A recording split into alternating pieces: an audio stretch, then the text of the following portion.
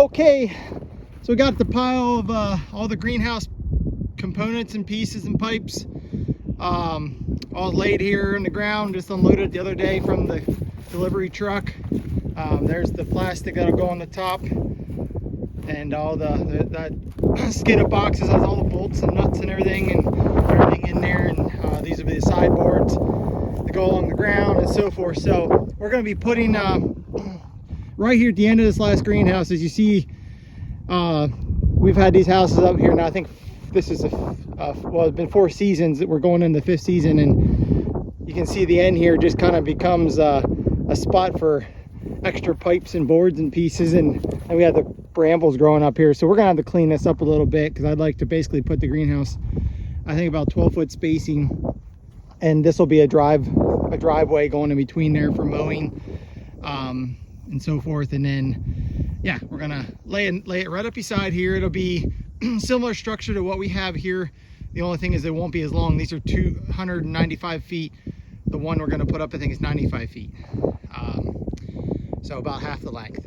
So yep, this will be, I guess, number 7 put up here for some midsummer tomatoes. Will go in here. It will not be a heated house. It's 1 layer plastic on this one. So figure out what I'm doing here. I think the directions are in that box here. I believe my ground posts are going to be the first things. I got to figure out where those are, and might be those right there actually. And we'll get them started and go from there. Okay, we got our 4-corner post put in. It was a little bit of time-consuming process to get that done, but had to make sure that was right.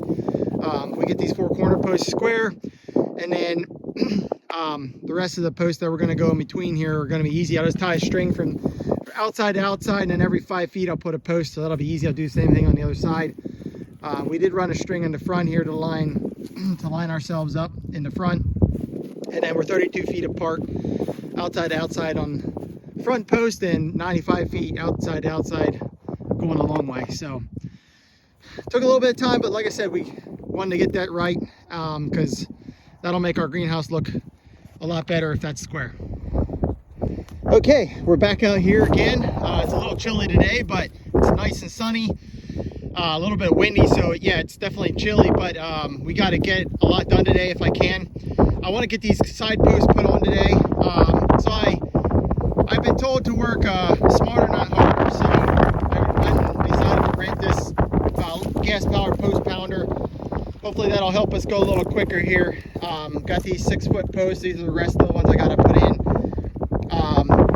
17 on that side and 17 on the left side. I got to go in yet, so got a little ways to go on them, and figured gas-powered pounder there will save me a little back breaking and arms and everything, and we can get this done a lot faster. Alrighty, so I got 2 posts put in so far with the post pounder. This is going to go a lot faster. What I did is I ran a string here that I made tight, basically from my first post 95 feet down to my last post. That's just trying to kind of give me a quick guideline of where to, I want to have these as straight as I can. It's hard to be perfect, but I'm trying my best to have it as good as I can. And then I'm also trying to get it, I'm on a slope here, so it's hard to eyeball it. What looks straight actually isn't. So it looks crooked when it's actually reading straight. So I'm trying to get a good idea of where I'm at, pounding them in all the way up through here. I got 17 to put on this side and 17 to put on that side. So it's going to take me a little bit here.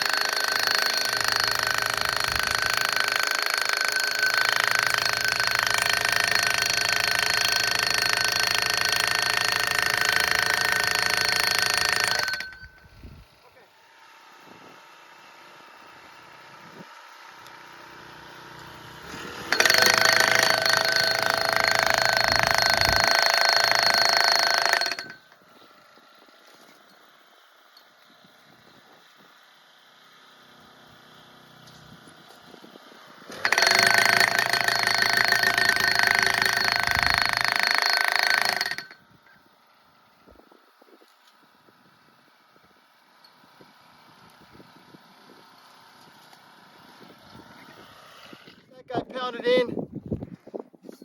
It's pretty decent. Looks crooked, but the ground's actually not level, and the post is showing pretty straight on the level. So looks like we're good there. We'll keep going.